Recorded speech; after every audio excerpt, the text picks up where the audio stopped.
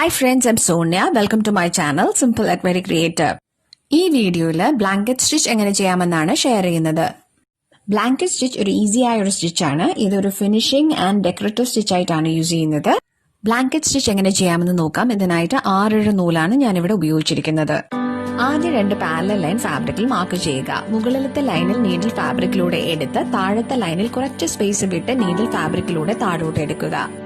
വീണ്ടും നീഡിൽ പാരലലായ ലൈനിൽ ഫാബ്രിക്കിലൂടെ എടുത്ത് വർക്കിംഗ് ത്രെഡ് നീഡിലിന്റെ താഴെ പ്ലേസ് ചെയ്ത് നീഡിൽ പുൾ ചെയ്യുക.